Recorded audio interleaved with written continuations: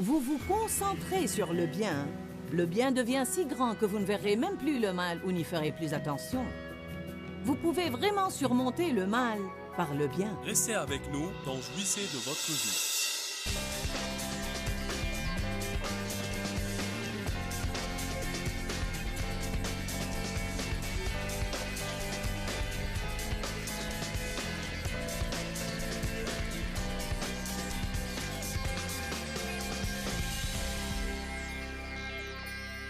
Nous pouvons avoir 50 occasions par semaine pour pardonner à quelqu'un.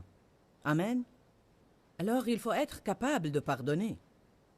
Qui pense que nous devrions être capables de pardonner aux autres? Alléluia. Donc tout d'abord, je vais commencer par vous donner une définition du mot pardon. Il veut dire excuser une faute. Pardonner à quelqu'un. L'absoudre de payer. Quand quelqu'un vous fait du mal, n'ayez pas avec lui une attitude de « Eh bien, vous me devez quelque chose ». Vous me devez. Je parlais avec quelqu'un, on discutait d'un problème de mariage. Le couple essayait de trouver une solution. Il y avait un repentir d'un côté et il fallait du pardon de l'autre côté. Pourtant, à ce moment-là, un partenaire essayait de faire payer à l'autre son péché.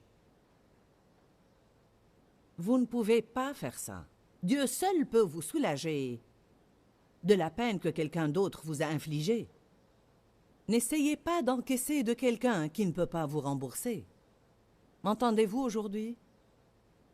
Le pardon doit être complet. Il ne peut pas être partiel. Le dictionnaire grec Lavigne dit que pardonner veut dire renvoyer, pardonner une dette, annuler complètement. Une rémission du châtiment dû, accorder une faveur, libérer, relâcher ou lâcher prise. Et ça veut dire aussi laisser tomber ou oublier. J'aime ce que la Bible amplifiée dit. Elle dit « laisser tomber ».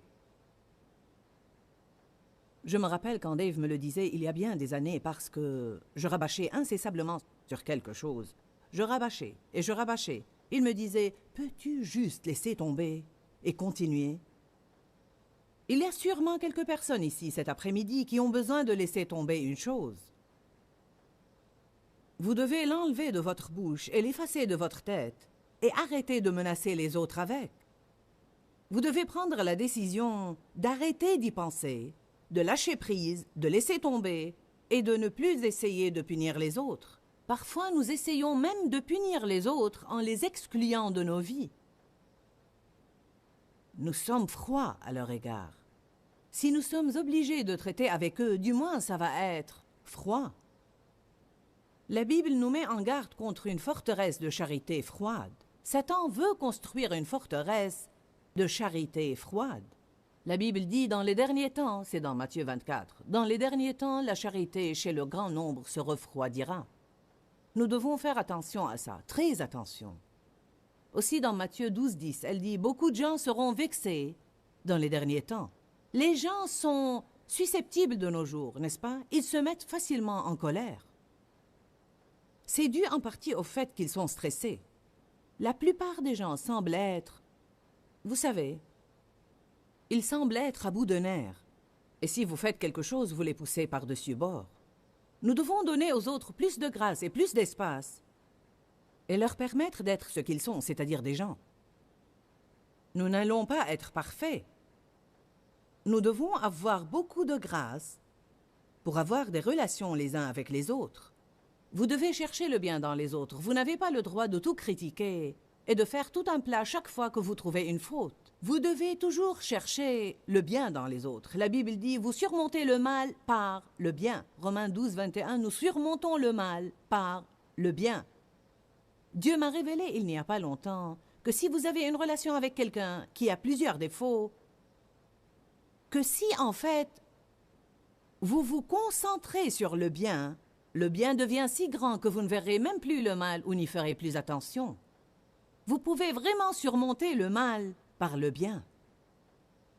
Certains de vous sont peut-être au bord du divorce ou sur le point de perdre une relation qui leur importe avec un fils ou un ami ou un collègue. Je vous dis aujourd'hui que si vous prenez la décision de laisser tomber certaines choses, si vous décidez que quelle que soit la chose que cette personne fait et qui vous irrite, ça pourrait être une chose que vous devez décider de vivre avec. Il est très possible que l'avantage que cette personne représente pour vous l'emporte sur l'irritation. Vous savez, vous allez avoir un peu des deux dans chaque relation. Dans chaque relation, vous allez avoir des choses qui sont à votre avantage et que vous aimez, et des choses que vous auriez préféré qu'elles n'existent point. Ça doit être la volonté de Dieu, car c'est le cas dans chaque relation, sans exception. Une personne, vous souhaitez qu'elle parle un peu plus, une autre, qu'elle parle un peu moins. Une personne, vous souhaitez qu'elle soit plus courageuse, une autre, vous savez, vous souhaitez qu'elle garde ses opinions pour elle. Il paraît que tout le monde a toujours trop d'une certaine chose ou pas assez d'une autre chose. Personnellement, je suis en train d'apprendre à apprécier le bien dans les autres, à voir les avantages qu'ils représentent, et non seulement les ennuis. En fait, donner veut dire faire cadeau de, transmettre une offre ou faire don de quelque chose. Je crois que lorsque vous pardonnez à quelqu'un, non seulement vous lui offrez un cadeau, mais vous vous offrez plutôt un plus grand cadeau. Il y a plusieurs raisons pour lesquelles nous devons pardonner aux autres. J'ai toute une série intitulée « Amertume, ressentiment et non-pardon » où je disserte sur toutes ces choses. Mais je veux juste vous donner la liste 7 raisons pour lesquelles vous devez pardonner. Premièrement, simplement parce que Dieu le dit. Nous devons le faire simplement parce que Dieu le dit et simplement pour lui obéir, car nous honorons Dieu par l'obéissance. Je ne pardonne pas aux autres parce que j'en ai toujours envie, car la plupart du temps, je n'en ai point envie. Mais je le fais parce que j'aime le Seigneur. La Bible dit « L'amour de Jésus-Christ nous presse ». En d'autres termes, nous disciplinons nos émotions par amour pour Jésus. Si vous ne pouvez pas pardonner à quelqu'un par amour pour lui, vous pouvez le faire par amour pour Jésus. Simplement parce qu'il vous le demande. Rappelons-nous lorsqu'il a dit « Père, pardonne-leur, car ils ne savent ce qu'ils font ». Et Étienne, quand il a été lapidé et qu'il a dit « Seigneur, pardonne-leur, car ils ne savent ce qu'ils font ». Rappelons-nous de Paul, quand tous l'ont abandonné lors de son premier procès et qu'il a dit « Je vais juste les laisser entre les mains de Dieu, je vais juste laisser tomber et laisser ça entre les mains de Dieu ». Dieu nous justifie et il va régler les choses dans notre vie parce qu'il est un Dieu de justice, mais il ne peut pas le faire si nous nous agrippons au non-pardon. Nous devons le lui donner pour qu'il puisse en faire quelque chose. Certains se demandent pourquoi Dieu n'a jamais établi la justice dans leur vie et lors d'une épreuve, mais vous ne lui avez jamais donné le problème. Deuxièmement, vous devez pardonner car votre foi n'agit pas si vous ne le faites pas. Allez à Marc 11. Peut-être connaissez-vous bien ces passages, mais ça m'est égal. Dieu m'a demandé de les prêcher, alors vous devez être secoué à cet égard. Il n'est pas dit que chaque message doit être une parole nouvelle, mais il doit être simplement une parole actuelle. Peut-être souffrez-vous de non-pardon et vous devez le surmonter, ou bien vous allez l'avoir dans un proche avenir et vous devez être capable de vous en occuper quand il vient. Savez-vous que ça fait vraiment peur de réfléchir qu'on ne sait jamais à quel moment on doit être prêt à pardonner à quelqu'un?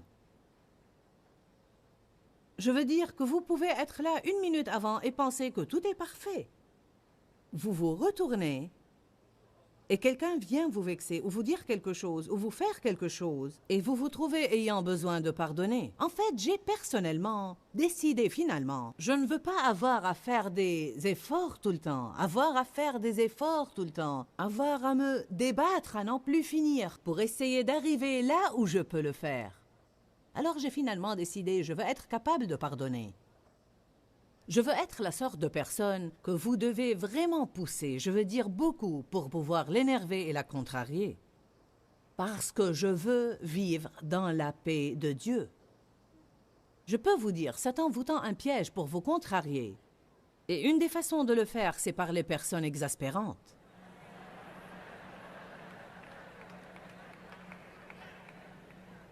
Décidez de ne pas permettre aux autres de vous voler votre joie.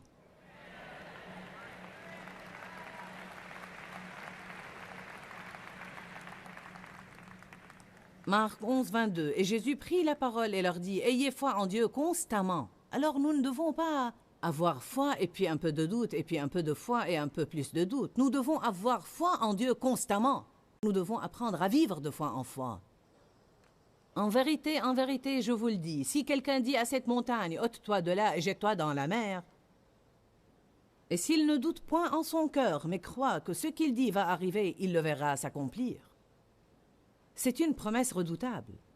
C'est pourquoi je vous dis, tout ce que vous demanderez en priant, croyez que vous l'avez reçu et vous le verrez s'accomplir. Verset 25, nous n'osons pas nous arrêter au verset 24. Vous ne devez pas vous arrêter là où vous voulez tout le temps. Vous devez vous assurer de lire les versets dans leur contexte pour bien comprendre tout ce que Dieu dit à ce sujet. En fait, la plupart des gens aiment sortir les versets 22, 23 et 24. Mais ces versets n'agissent pas dans notre vie à moins que nous vivions les versets 25 et 26. Et lorsque vous êtes debout faisant votre prière, si vous avez quelque chose contre quelqu'un, je pense que cela n'exclut rien. Si vous avez quelque chose contre quelqu'un, pardonnez-lui, laissez tomber, oubliez, lâchez prise, afin que votre Père qui est dans les cieux vous pardonne aussi vos défauts et vos faiblesses et les laisse tomber. Mais si vous ne pardonnez pas, votre Père céleste ne vous pardonnera pas non plus vos défauts et vos faiblesses. Quand il y a une chose quelconque qui me sépare de Dieu, alors ma foi ne va pas agir comme il faut parce que mon niveau de confiance n'est pas comme il faut.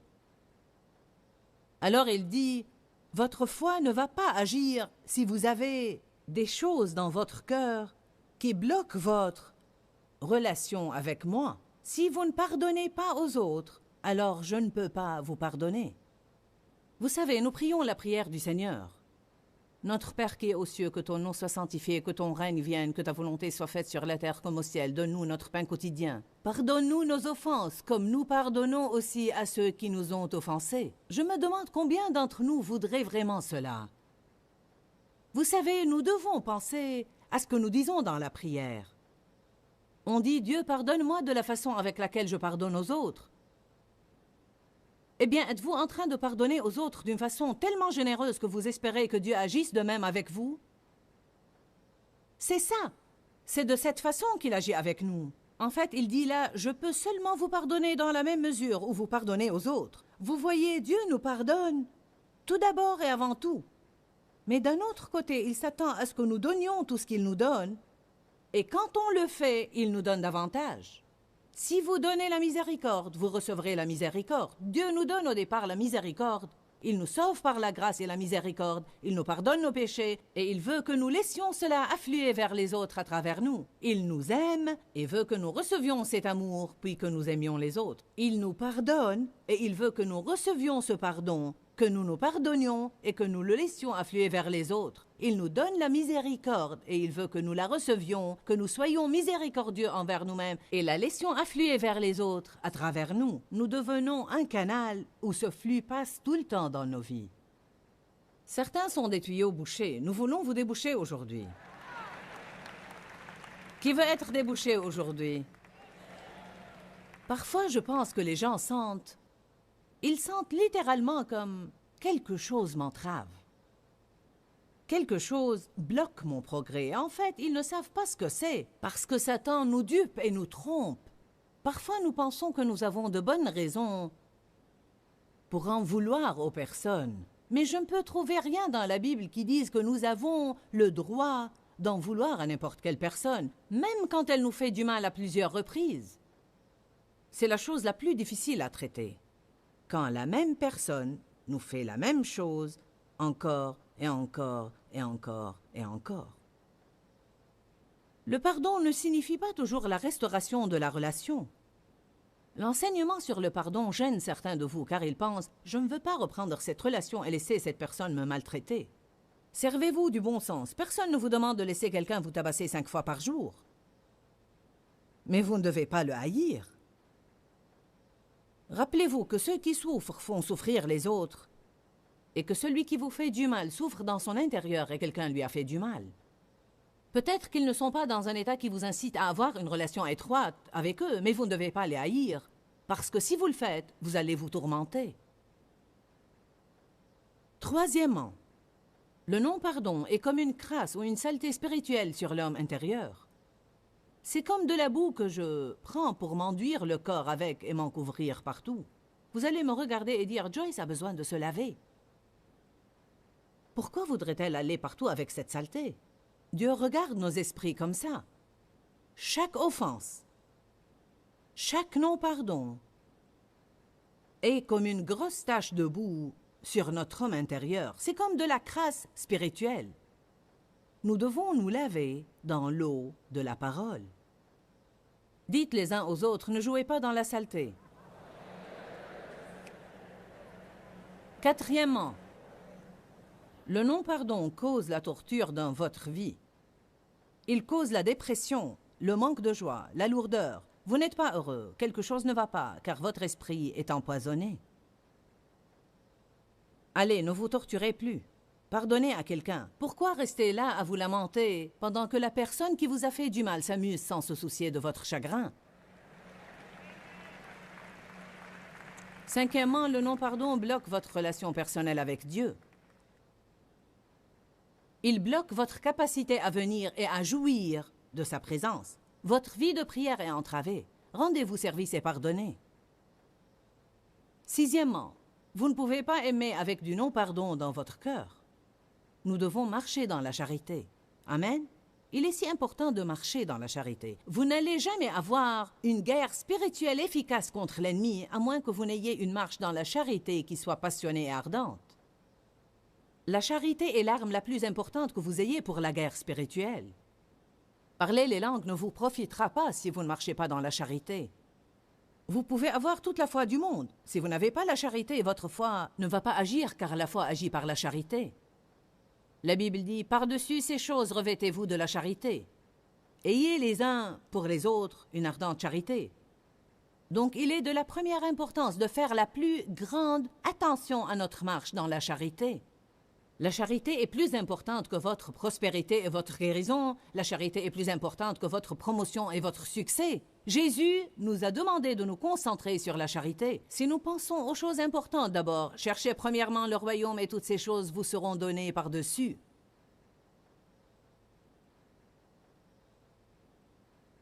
Jésus a dit, je vous donne un commandement nouveau. Aimez-vous les uns les autres. Et la charité pardonne. La charité tient compte des défauts et des faiblesses des autres. Vous qui êtes spirituels, dit Galates chapitre 6, sachez comment redresser les personnes qui ont succombé à cause de leurs faiblesses. Septièmement, vous ouvrez une grande porte au diable quand vous restez dans le non-pardon. Lisons 2 passages rapidement. Allez à Éphésiens chapitre 4. Certains de vous n'ont probablement jamais lu ces passages, mais beaucoup de vous les connaissent bien. Mais cela ne signifie pas que vous les vivez.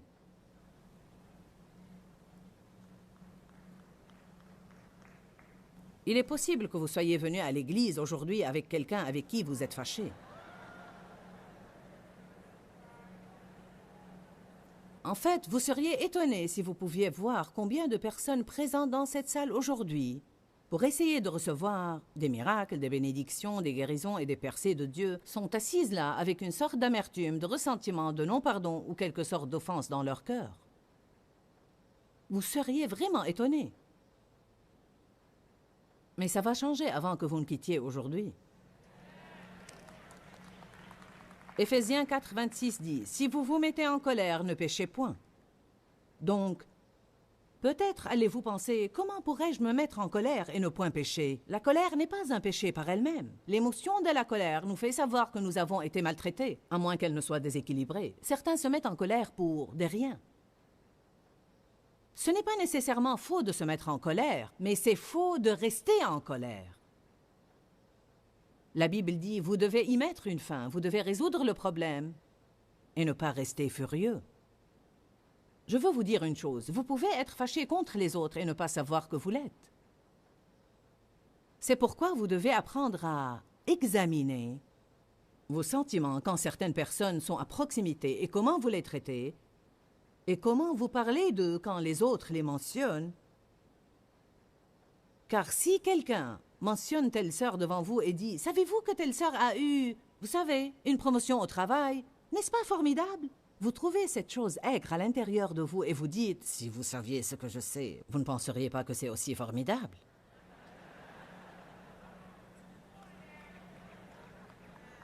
Donc il y a toujours quelque chose à régler à l'intérieur. Il y a un peu d'eau amère là-dedans qui a besoin de redevenir douce. Si vous vous mettez en colère, ne péchez point, ne laissez pas votre colère, votre exaspération ou votre indignation durer jusqu'au coucher du soleil. Et ne donnez pas accès au diable pour prendre pied. Ne lui donnez aucune opportunité, aucune. Lorsque vous permettez au diable de prendre pied, il pourra construire une forteresse. Une fois la forteresse est là, vous avez un grand problème.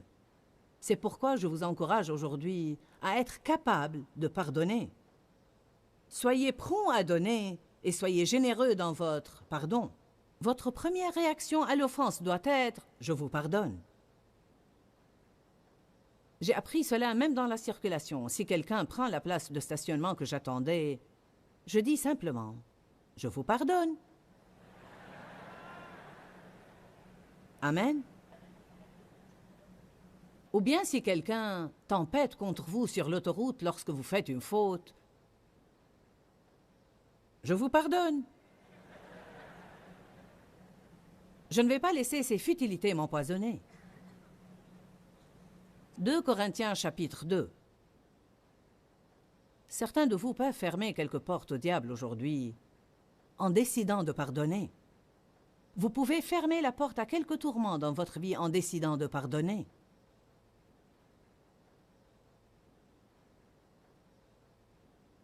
Dans 2 Corinthiens 2, verset 10, Paul dit « Or, à qui vous pardonnez, je pardonne aussi.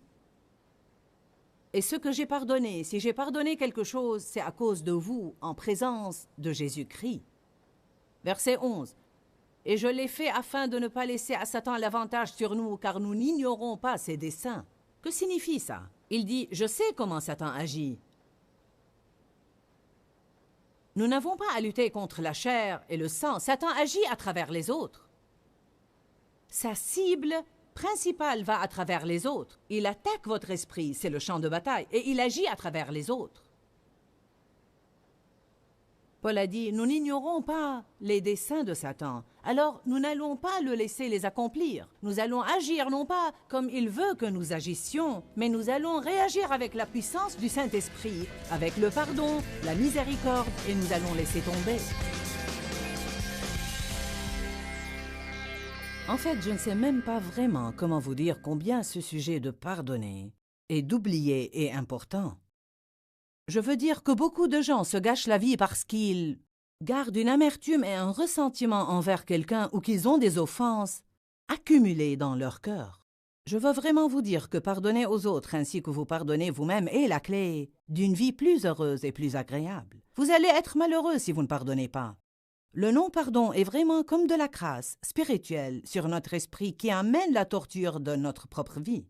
En plus, le non-pardon ouvre la porte au diable. De nombreuses fois, nous faisons entrer l'ennemi dans notre vie à travers le non-pardon. Quelles sont les raisons pour lesquelles nous devons pardonner? Simplement parce que Dieu le dit.